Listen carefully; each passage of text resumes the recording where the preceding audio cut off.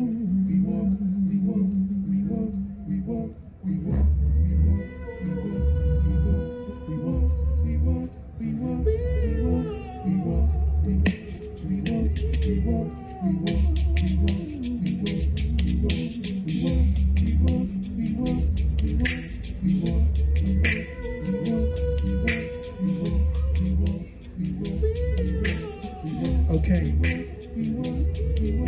Everyone say we walk.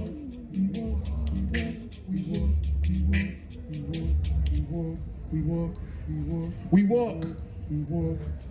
We walk for freedom. We walk for honor, for beauty, for love. We walk out our identity. We walk for sanctuary. We walk. We walk to claim this land. We walk our land. We walk in the footsteps of kings. So heavy. We are the fanfare, fanfare, fanfare. The declaration, the key holders, merchants, guildsmen, healers, emperors. We are the past. We are the future. We walk. Those that marched and those that were marched upon. The writers and the written upon. And those that write and those that march. And though we are written into the landscape, you don't see us. We walked England before the English. We walk. We walk this land, the dales, the moors, the peaks, the vales, dark summits, orphaned valleys, hidden gorges. We walk over the same waters across the Ouse, the Rother, the Ure, the Aire, the Derwent. Mouth open to foreign suns, become fresh water. We walk under the same night sky, under the same stars, celestial bodies absorbing innumerable refractions of color into the same disparate blackness. We walk upon stones, quartz, jet, feldspar, mica, knuckles cracked, white and ashy, stones in the drywall, millstones to the mill, a communality, a humanity, lives woven through these writings. We call it home, and we walk.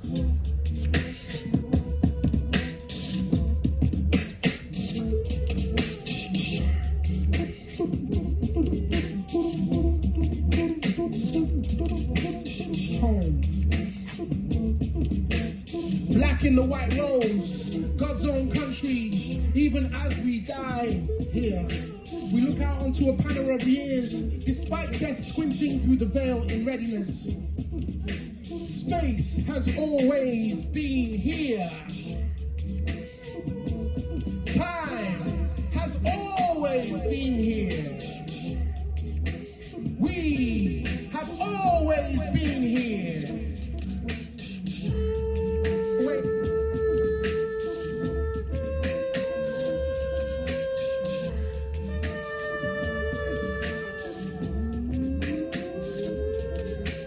We have always been here. Wait. This island is ours, is yours. A family, a humanity, a communality, each one home.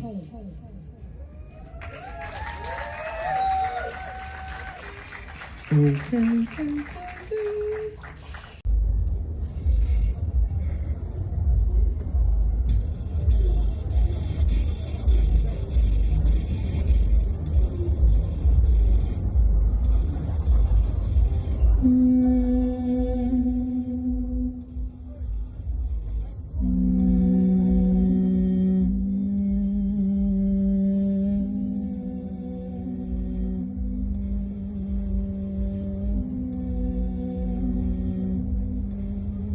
Night.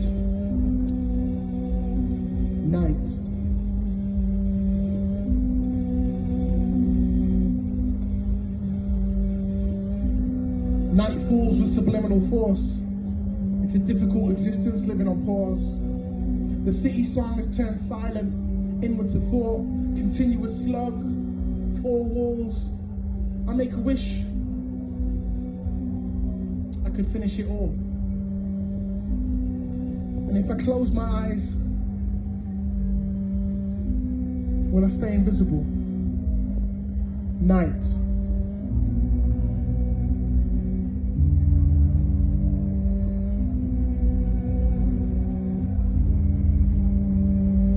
Daydream dismantled, colours in the sky run underground, clustering these clouds into frowns, streets beneath growl, broken records spun around, the same lanes we got our troubles and we strung them out.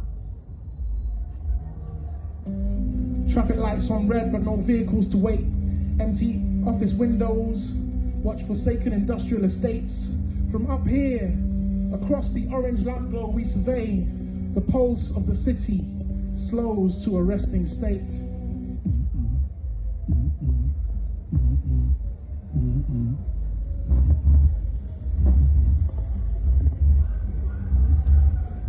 But I can see a cab driver wiping vomit off the back seat after taking a guy to A&E for free. A security guard walks home on the phone talking to a faraway daughter. And in 3 different houses, one girl is sleeping, fully dressed, but peaceful. One pushes her red face into a Lion King pillow, and her mother has been washed and fed. One pulls up the duvet a little tighter, and downstairs there's a letter with acceptance to a new school. A father sits in an armchair drinking cheap rum and nods off during news night to dream of a lost love. A DJ opens up a new tab and looks up into the rabbit hole, and that rabbit hole is recording every click and keystroke. I look across the city.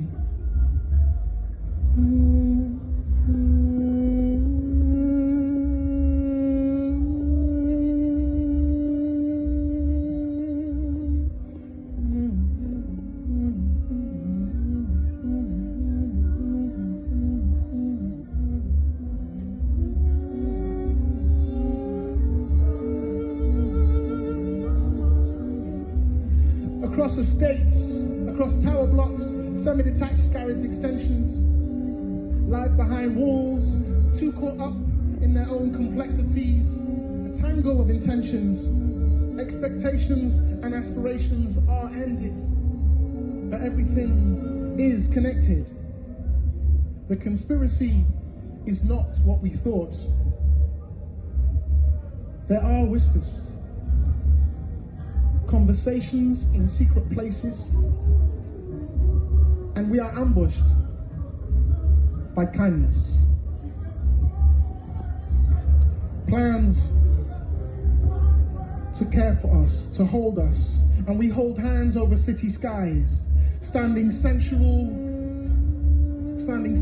beneath sanctuary sleep. And even though we have buried beacons beneath bad dreams, compassion watches at the window. It is angels that crouch in shadows, healing that waits for us. It is a conspiracy of love, working just out of sight.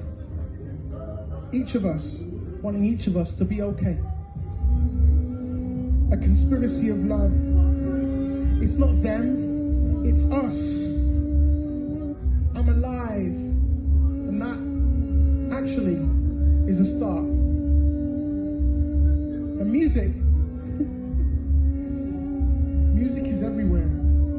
Music is everywhere. Music is everywhere.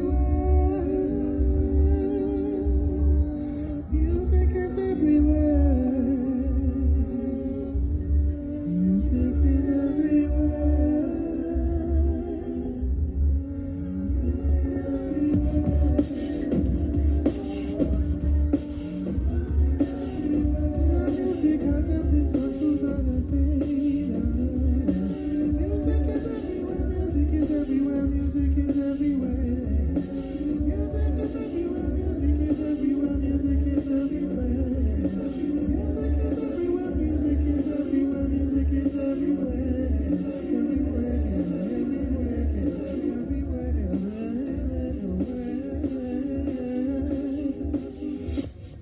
Love. Thank you. Thank you very much. My name is Testament. If you want to support the work that I do, I'm selling copies of Orpheus in the record shop.